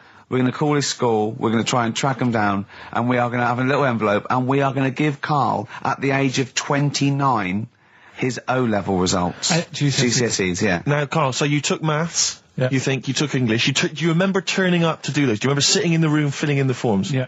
Okay, and how did you feel you did? I don't think I did well. You don't think you did well? Did you revise? No. Why didn't you revise? Because I don't really believe in it. Okay. Well, it's just that if you don't know it, then you don't know it. You shouldn't have to start looking at a book. If I went to like the hospital, Yeah. and the doctor said, "Oh, you need your appendix out," but hang on a minute, I've just got to read up on it. Yeah. That isn't good enough. Okay. He should know, and that's the way I feel about it. To be fair, though, He did do the revision beforehand. yeah, they don't usually pass on, like, maybe, like, when they're in practice. Yeah, 7 years information down they the took in line. by osmosis. Yeah, yeah, and bloke comes in and goes, "Can I just see what you did with that?" And I goes, "You've passed." Yeah. Phew. That's a good one. Yeah. Good job I watched Casualty. You don't talk to anyone, do you, in the week? You just hide in your little sound booth thing, and you really don't talk to anyone, do you? Much? Not really. No. I mean, you might call up. Yeah. But no, I keep myself to myself. Yeah. Then you don't get bogged down in the office politics and stuff. Yeah. Is there a lot of office politics here? I don't know. I don't get involved in it. Oh, yeah. Proved your point. So when we're away and we're like out of action, who, other than Suzanne, who will you talk to of the day? How will you get a sort of feedback from the world? How will you get sort of like input and... I always, if ever I've got like a question on anything, the internet's sat there and I can just go online and find out. The internet is good. It's brilliant. But it's not all verified. It's not all necessarily factually accurate. Anyone can put things onto the internet. It's it's freaks and things that put on Well, things one, right? like... Here's one that I read in a week, right? Go on. About this woman. Yeah. She was a bit of a punk.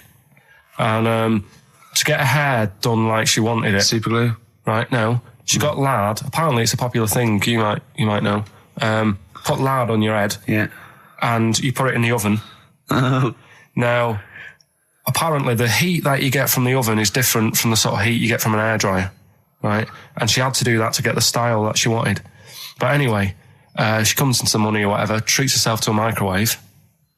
Right? It's not true. Opens the door, jams the things, like the little catch. So the microwave works. She jams it with a screwdriver or a knife or something. Yeah.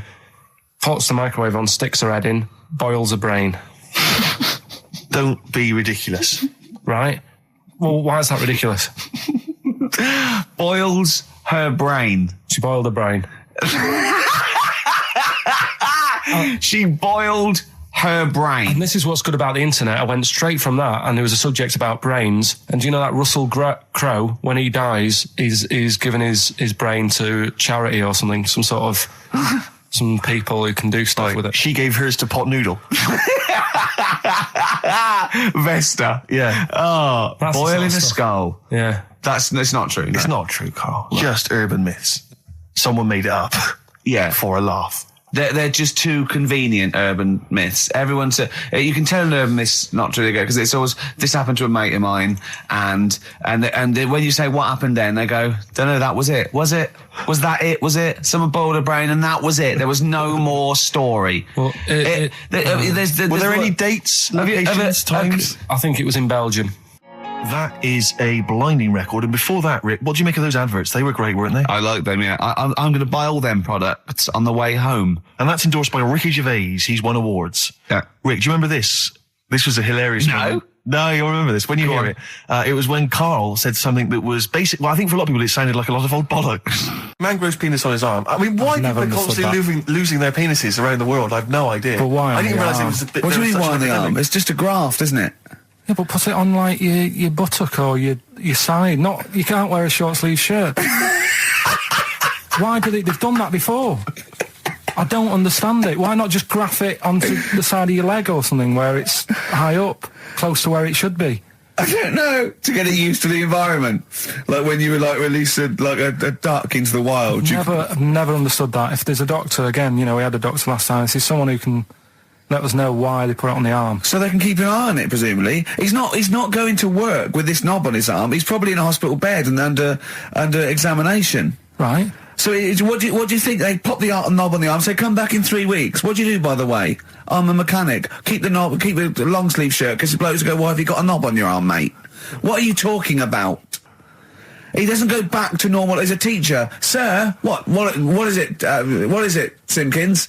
You got a knob on your arm. No, don't worry about that. Do your maths. What do you think this bloke's walking around with a big knob coming out of his arm? Why on the arm? So they can keep an eye on it. So it's not... But if he's in bed, just get him to not put any undies on or whatever and just have a little sly look at how it's going. Even in hospital, if you're in a shared like, little hospital room. People going, oh, I've had heart problems. What's your problem? He's there with his arm out. He's got his knob out. Yeah, but I don't think it counts as indecent exposure when they're grafting a knob on your arm, sticking that up the bed. Imagine if he's driving, he's just got it out the window. People driving by. Yeah. The fact that at the end Is that bloke giving me the finger? At the end of the man grows penis on his arm story, it says, a Moscow surgeon said the man will be able to have sex in a few months. He said, women will never suspect. But what kind of a doctor talks like that? Yeah. I'll tell you, is his cock now, seriously. The birds will never know. He'll be able to go berserk. Yeah, They'll never realise we grew it on his arm. That is unbelievable. Will he have a little scar on his arm, do you think? Yeah, I don't get it. Like I say, 83936 if there's a doctor out there. Or indeed, if you've ever grown Or a tailor. Making you a shirt. What side do you wear your cock on, sir? It's on my left arm. So let's take us back a few steps, Carl. What's the story? Right, so I did some research, right? Let's just recap again. There was a guy you read about who had his head chopped off. He was guillotined. Yeah. He had said to the people around him, Count I am blinks. going to blink once I've had my head cut off to So show the brain that life, can still... or the brain Yeah. can continue to work after death. Okay, so yeah, we queried that. So you weren't having any of it? Well, no, possibly for a few seconds till the oxygen stops being fed to the cells because the blood has drained away. But, nothing spectacular. So Right, go on. well, along the similar sort of lines, right? This is quite a few years ago. This fella sort of upset the royal family doing something, right? So they said that this isn't good. Wasn't Ben Out under that Jubilee thing, was it? I can't remember what it was, and they said, right, That was terrible. we're gonna cut your head off. You gotta show people like you can't be doing what you've been doing. What was this, the 1970s? When you say a couple of years ago, you mean maybe sort of... Was it the olden days when the Ages. phones weren't very good? Ages ago. Yeah. Ages ago, sure. So yeah, fair enough. Yeah. So Very philosophical. Yeah, imagine that when you was near Cut your head off. This was literally ages ago. Yeah, exactly. Yeah, go on. Simon Sharma's History of Britain. Yeah. Oh, So- and even before that, which is yonks before, when it was all mental and different. Sorry, Carl, go on. So he's having his head cut off, and he's resigned to it. it's the day before. He's kind of got it into his head now that I'm not going to have my head much longer. Sure. So he said, let's make use of this. Yeah. He said, I wonder how long like the body can stay alive without my head on it, right? So they were like, oh, I don't know. So Who were? so The jailers? whoever he was asking. These jailers with one eye. Yeah. Get out, punk. So he said, No, wait a minute, I've got an interesting scientific experiment, jailer. Well, Yeah. fair enough. What is it? So he said, what I want to do, right? He said, surely it's my last right. I'm going to be dead tomorrow. Sure. So let's He do a didn't test. draw it out this long, did he? Yeah, and he said, let's test this out. He said, do us a favour. He said, it's my last day. What I want you to do is, you're going to cut my head off. Let's put a white line on the floor Right. and see if, because there's no point asking how far he can sort of walk without an head if there isn't a line, because you don't know what to count. Do you know what I mean? If he loses his head and he's running around all over the place, you can't really count That's that. not impressive enough, yeah. So they said, let's make a white line. Sure. Yeah. Who said And- this? He did or they did? I think they started to join in with him and saying, well, let's make this a... Sure. You get it. Go on. So, They got Norris McWhirter down. The Guinness people. Oh. Yeah. so they said, let's get this white line. Yeah. And Dedication's all you need. we'll do this tomorrow. And he said, all right, then I'll see you in the morning. So we go- I'll see you in the morning. Night, sleep tight.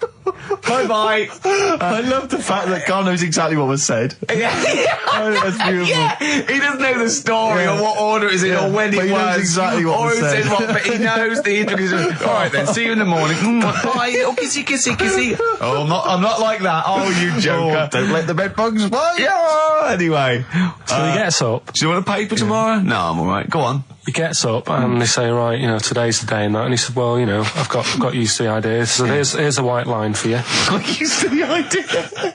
Go on. So they go, right, are you ready then? And he said, I go on. And they cut his head off. And the body walked 32 steps without a head. Wow. 32 steps. Incredible. And that's the lesson, really. Did it get as far as it walked along the white line, did it? Yeah, he stayed along the white line, did 32 steps, and then started to stumble a bit, and it just fell over. Yeah. But, it was a test that your body can still keep alive for a little bit. Yeah. When you've lost your head. Absolute twaddle. Absolute twaddle. What do you reckon you can do then without an head? How many steps? Nothing. There'd be muscular spasm, right? Yeah. It would twitch a bit. It would, yeah. You could not distinctly take 32 steps. The body... Well, don't... Yeah. Is the doctor still on the line? Yeah. The fella that bought 6 parrots. Yeah. And, you know, you could Incredible. have got 32 steps. Right, so A you don't beheaded believe man that. doing a bit of line dancing. Right, you don't believe that, but something that you do believe that a cockroach can live a week without an head. It can. Slightly different kettle of fish there. Why? Wow, insect to human is what I'm thinking. Yeah, That difference. There's not that much difference in Well, of some course there insects. Do you know that a snake has a heart and lungs and kidneys and stuff? Go on. No, well, I'm just saying. So? You're making out as if like they're a totally different like Species. I am making that up. I mean, call me old-fashioned. Do you know what you're talking about, mate? I don't want you embarrassing yourself, Rick. Yeah, I am suggesting they're totally different beings. Yeah, that is. Yeah. Now, Karl, the cockroach is a very different thing. The interesting there is that it lives without its head, because a lot of it's on, there's some of them are phototropic, chemotropic, some of them just literally have, irritation and muscle memory. I mean, they do have a central nervous system, but it's very different. So if you lose the head, it bypasses a lot of that anyway. All this is running around. The reason it dies is because it can't take on water. But it's very different to a man, right, having consciousness and then losing that, and the body still going, no, I think I remember what I was going to do here. Yeah, so I'm going to carefully walk 32 steps along this white line. Imagine you just looking down going, oh, missed a bit. Yeah. Maybe the head was in the corner going, left, left, left. Oh, he's now... Well, let's just put it out. I mean, if anyone listening has maybe had a relative beheaded, maybe in a horrendous car accident, but they got up, maybe they went for a walk, they had a little chat before they passed on. Carl. Get in touch. Carl, you are my favourite being. You are my favourite species. Now, you, Carl, may not be particularly different genetically from a cockroach. You are, why can generally cockroaches speaking. do that? Why whoever made them went... Let's play a record. Do you know what, when I told him this fact, I send him little facts on text messages just to inflame his, interest. I just sent him a cockroach can live 9 days without its head. He texted back, what's the point of that? Yeah. What's the point of They're that? not doing experiments, these cockroaches. He's a boring last week to have. And he went, and on top of all that, you're thirsty. So it's the worst week of your life, isn't it? That week without your head. Play a record. Play a record, Carl. Competition time next. Look at his little face. Look at his little You've not heard face. Carl's competition. Oh, he could live without an head. Made famous, of course, by Jimi Hendrix. Yeah. That's All Along the Watchtower, as originally done by Mr. Bob Dylan. On XFM 104.9. So, Carl, just take us through the moment where you gave this gift. Firstly, So you went into Boots, right? You thought, alright, 100 condoms. Brilliant. Okay. Did you wrap it I don't up? know if it was 100, probably 80. Right, okay. Yeah. Right. You don't want to go mad, do you? Wrap them up. I'm just resting easy knowing that he's not trying to breed. Right? No. Yeah. So I got her them. I got her Grease on DVD because she's Okay. always watching that. Yeah. Right? Yeah. So just think of when her mum said, what did Carl get you? Some condoms and grease. I was just, I'm glad he said on DVD. And, she was surprised anyway, right? Because Yeah, I bet she was. no, when she got she was thinking like jewellery. no, right? That showed her. That surprised you, hasn't it? All right. So hang on, wait a minute. You thought it was a holiday, didn't you? Yeah, look at your face. You don't know me at all. So hang on. So did you give these on Christmas Day? Right, what happened is she got in from work that Saturday, right? And I said, look under the tree. Knackered. Oh, at least it's Christmas. Yeah. At least I'm going to get a little bit. Yeah, I said, look, you got some stuff under the tree, right? So Did you give her a sugar lump? Right, she was really chuffed with that. But she said she was a bit puzzled because I didn't know we had any wrapping paper, right? So I ended up using wallpaper. You didn't take it off the wall, though. You had some... No, it was some left over, right? So she said, why have you used wallpaper? I said, well, I didn't have any paper and you were getting in a bit and I wanted you to have a surprise. So she said, can I have a feel of them? I said, no. Presents. You thought, right, I've got the right thing. Yeah. Right. And then Christmas Day, I said, no, don't get carried away. It's nothing really good. You know, we said we weren't going to buy each other much. So there you go, open them. Yeah, go on. And Can I just ask, had you received your present from her yet? yeah. So what had you received? What did he have? Had some shoes, Nice. right?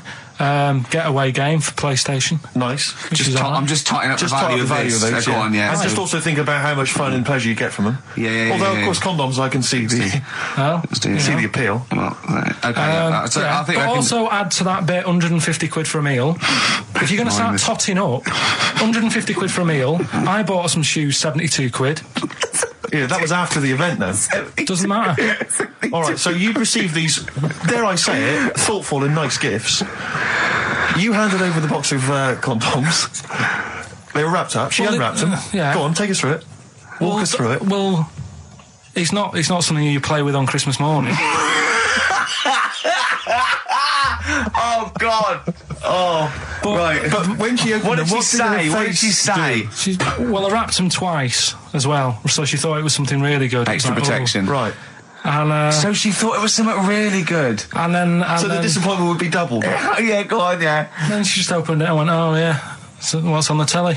And that was God, that. That was ungrateful. that. What an ungrateful woman that is.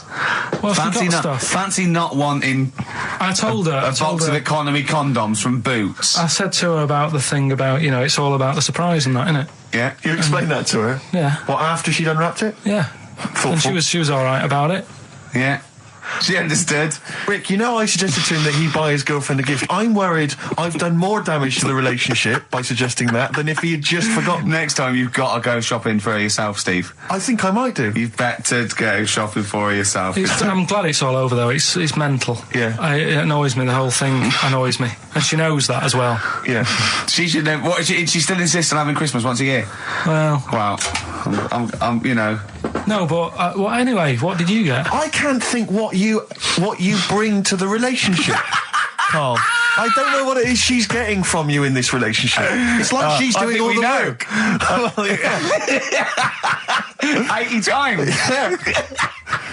Oh God, Carl! I love it. You're brilliant. I know what she's getting. He's the. What? No, he's not thoughtful. No, but he's thoughtful. He's the best he can do with the brain he's got. Do you know what I mean? Right. He's doing his best. He's absolutely doing his best. There's no. He's working at the limits of his powers. Do you know what I mean? Though he's done as well as he can with what he was given. Sure. Yeah, I and understand. that's admirable. Yeah. It's like, I think he's done better than you'd expect. I bet his teachers didn't even think he'd get this far. Do you know what I mean? What, find a girl? No, well, yeah, a job, a girl. Yeah. Do you know what I mean? Clothing himself. He's done really well. What do you think, Carl? You think you've done well? I think I've done all right compared to some of my mates. What are they doing now? Probably not that much. Do you know what I mean? Mrs. Matthews said I wouldn't be an high flyer. I think I'm doing all right. Yeah. Do you know what I mean? I have a holiday every year. Got somewhere to live and that. Yeah. Got a new flat, haven't you? Yeah, so where are they then, the condoms? Did she show them to her family and friends? No, Take them no. into work? Look what I'm Carl's got me? surprised she told Ricky, actually. I was a bit disappointed in that. Yeah. Because I didn't go shouting around. Well, she was so what I got. excited, Carl, clearly. She was just so pleased and proud. Yeah. All right. Play a record. We'll come back to it. No, that's it now. All right, XFM 104.9, Ricky Gervais, Steve Merchant, Karl Pilkington, not here. It's the best of. You've been voting in all week, sending your emails. So here's the clips that you wanted. Something I watched the other night, that was just good. Again, you know, I learn stuff from the telly. I don't watch the news. Yeah, well, you don't learn stuff from the telly. You know, I'll tell you what, though. you told us there's a fat baby in the world. Forget about them. There's a spider eats chickens and there was a fat kid. That's Forget them in Iceland, right? Yeah. We'll give them Rockbusters later to do, right? Iceland! But what's her name? I tell you what is interesting, Steve. I didn't know that much about it. Autism. Okay. Oh, good. With some more entertaining stuff on XFM 104.9. No. Just to cheer up people. Go on, then. What? Go on. No, right. Have you heard about it, Steve? What Autism? It scares me to death when he comes up, when he touches on a serious subject. We've been talking about wheeling a dead pope round, the Chinese don't age well, and ginger people are hated. And now we're going to touch on a really, I mean, No, I said- my heart's in my throat. Go on, Carl, then. Tell me your insights to autism. Right, well, there was this, again, Channel 4 coming up with some good stuff at the moment, right? It might have been Channel 5. But what's the name? It It's was the attention span that I like. Oh. these people who they've got like this autism thing going on. Yeah. And they sort of take in a lot of information. They get sort of they get so into it that they know everything about that subject and what have you, right? And there was this lad who he knew everything, right, about EastEnders. Right. He sort of the cameraman was saying to him, so you know why EastEnders and that. And he said, I don't know, I just like it. And he said, I remember when I first watched it, it was a Thursday, it was 5 to 8, Pauline Fowler walked in, she had a pink jumper on, she said, all right, love. And he remembers everything from that moment on. Yeah. Right, and everything, which is great, but then the way the programme was making out, it was almost like they were saying it's a disability. Right. When in a way, it's more like a superpower. Sure. Like Rain Man. But if you can take It's Rain Man. No, I'm he not. has special autistic powers. Oh God! We were sent for Rain Man. I don't know what to do. So I don't know what to do. he would be a But great there's contestant other on Mastermind, things. sort of autistic Sorry. Mastermind. He'd Well, be what I'm dynamite. saying is, don't be watching EastEnders though. Sort of, why didn't they give him an encyclopedia and say, get into that? Sure. That'll be useful. Yeah. Keep him away from EastEnders. Wasting his time there. But I don't think it is a disability. No. Yeah, I but always- there are other things, and they're not. It's also autism is a matter of degrees. From what I know, and I'm sorry to have to do this, but I feel that I have to at least be the voice of reason, as ill-educated as I am on the subject. But I think there's degrees of autism. I think some are higher performance than others. There's other issues with it. It's not they're just got good memories. They don't go around doing tricks for people because they can remember stuff. There are other issues with it. Do you know what I mean? Right, well, I mean, they seemed a bit... But you watched the programme. What did you learn? That he knows when Pauline Fowler came in. Yeah, I mean, there was other bits where they couldn't control their emotions and stuff. Oh, that other little bit, yeah. But the main bit of it was he can soak up information and stuff, and I'm just saying it didn't seem really bad. Do you know what I mean? There's disabilities where people say that's a bad disability. It's Go like on. how people say about... This is I don't brilliant. know. This is just like this is amazing to be in a room with this man.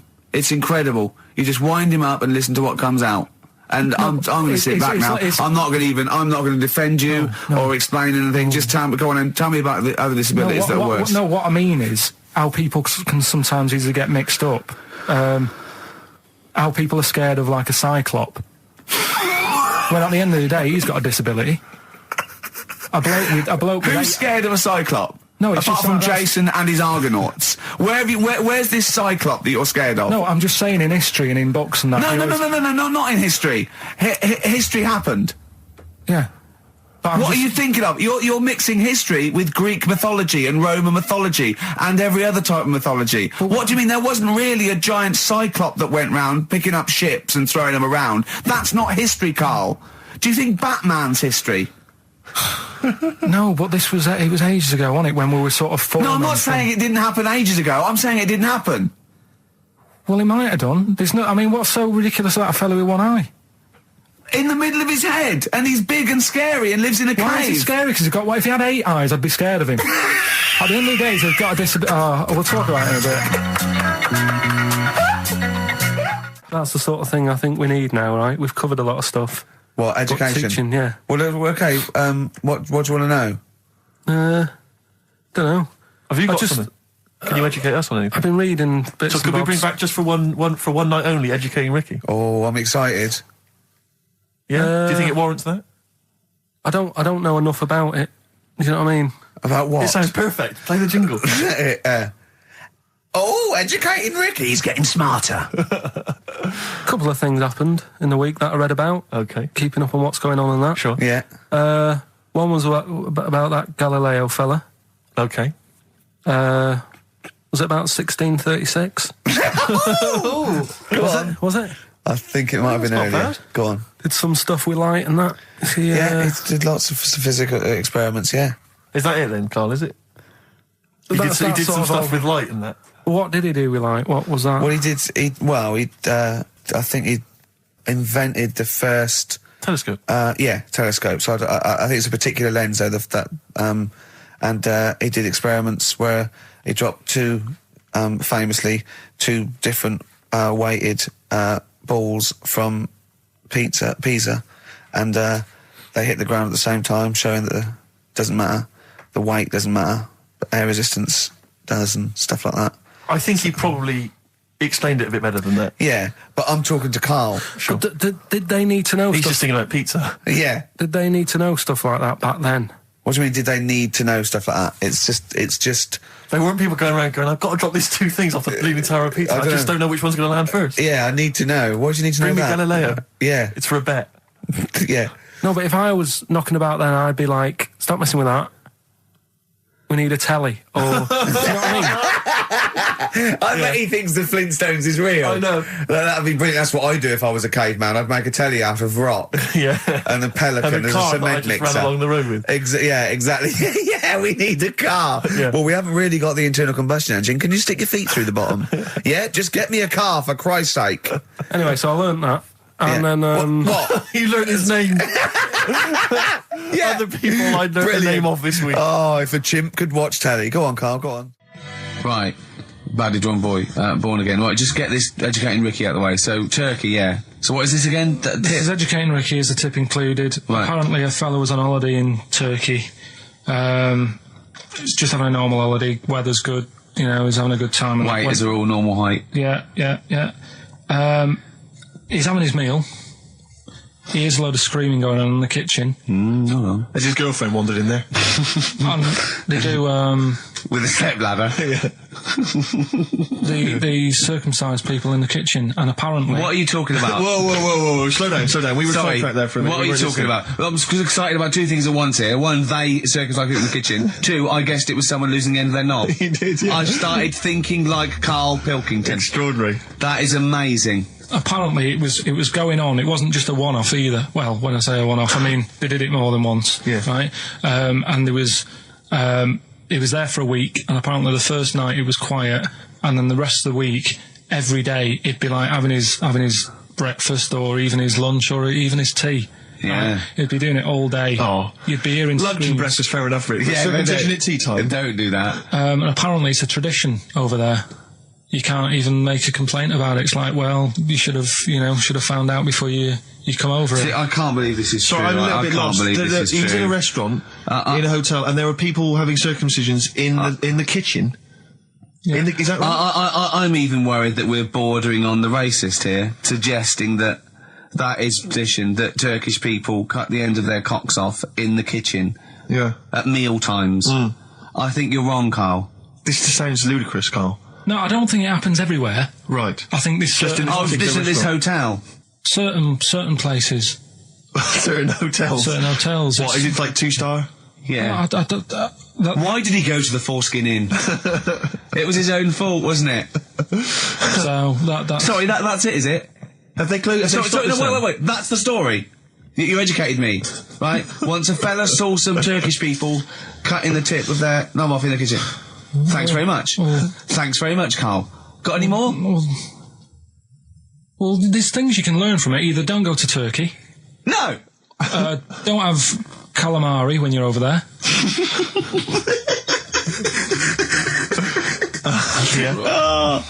Karl, you've done it again. Well,